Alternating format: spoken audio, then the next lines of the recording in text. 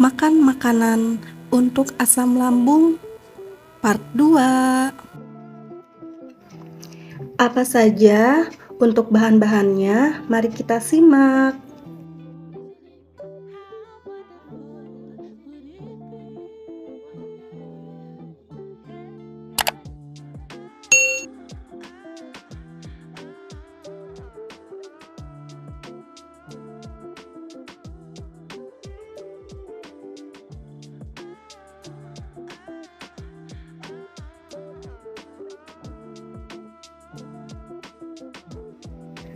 Assalamualaikum teman-teman semuanya.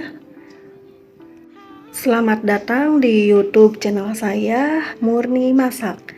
Hari ini saya akan membagikan menu masakan saya khusus untuk sakit asam lambung ataupun yang lagi program diet.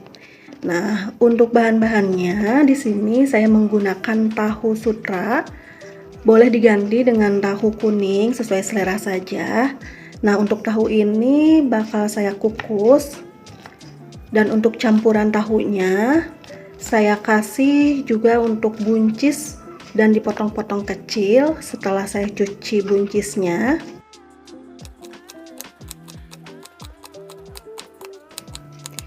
Untuk buncisnya saya potong-potong lebih kecil ya. Dan setelah itu saya campurkan buncisnya ke dalam tahu yang sudah saya hancurkan tadi. Nah, untuk sayuran selanjutnya saya kupas 2 buah wortel yang sudah saya cuci bersih. Dan setelah saya kupas wortelnya, kemudian dipotong-potong kecil-kecil atau diiris tipis, bisa juga diparut.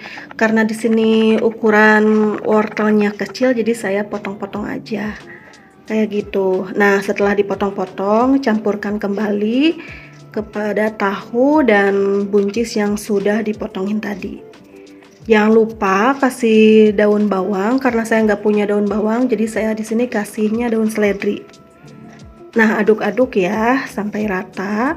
Kemudian saya kasih garam dan gula sedikit saja, atau bisa menggunakan kaldu jamur atau reko ayam juga sedikit. Cuma saya di sini nggak pakai penyedap apapun ya selain garam.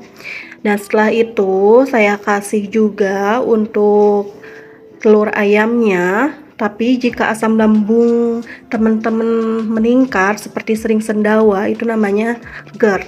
Jadi hanya bisa digunakan cuma telurnya itu khusus putihnya aja. Jadi kuningnya dibuang.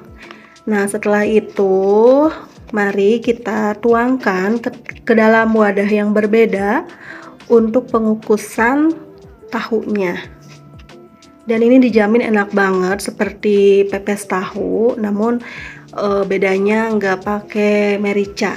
Nah, sebelumnya saya sudah didihkan air terlebih dahulu ya teman-teman, dan sudah saya kukus juga tahunya selama kurang lebih 20 menit agar sayuran di dalamnya juga ikut matang merata kayak gitu. Nah, untuk sayurannya seperti biasa saya akan bikin sayur bening, tapi kali ini sayur beningnya yang berisi jagung dan bayam. Nah, setelah airnya mendidih, baru saya masukkan jagungnya terlebih dahulu agar matangnya duluan.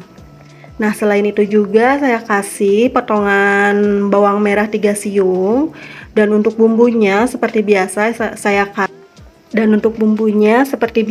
saya kasih garam dan gula sedikit saja ya teman-teman, jadi nggak ada bumbu penyedap lainnya. Nah, jagungnya sudah mau matang, saya masukkan untuk bayamnya, tunggu sampai layu sebentar saja. Nah, ini sudah kelihatan mau matang ya untuk bayamnya, tinggal matikan kompornya saja. Nah, untuk ikannya kebetulan saya mempunyai ikan kembung, bisa diganti dengan ikan lainnya kalau teman-teman suka ikan sesuai selera kalian aja ya, kayak gitu. Nah, kalau untuk ikannya di sini sudah saya bersihkan juga, udah dibuang kotoran sama insangnya, sudah dilumuri sama jeruk nipis juga, dan untuk bumbunya hanya garam saja ya teman-teman. Kayak gitu. Nah, setelah itu saya panaskan wajan anti lengket khusus untuk pemanggangan. Jadi tanpa minyak ataupun margarin juga ini udah nggak lengket kayak gitu ya teman-teman ya. Nah, untuk proses pemanggangan ikannya menggunakan waktu sekitar 30 atau 35 menit di atas api kompor yang sedang atau kecil. Nah, ini ikannya sudah matang ya. Waktunya saya makan. Nah, perhatikan juga untuk porsi makannya. Nah, di sini untuk cocolan ikannya saya menggunakan kecap aja. Nah, untuk nasinya saya menggunakan 1 centong nasi putih. Lebih bagus pakai nasi beras merah ya, karena saya nggak ada beras merah, jadi pakai nasi putih aja. Nah, untuk tahu kukusnya saya menggunakan 2 potong saja untuk tahunya. Untuk cuci mulutnya saya menggunakan buah melon, gentian sama buah pepaya. Karena kemarin saya sudah mengkonsumsi buah pepaya. Nah, itu untuk menu hari ini. Untuk yang sakit asam lambung part 2 ataupun untuk yang diet, untuk anak-anak kecil juga sangat cocok.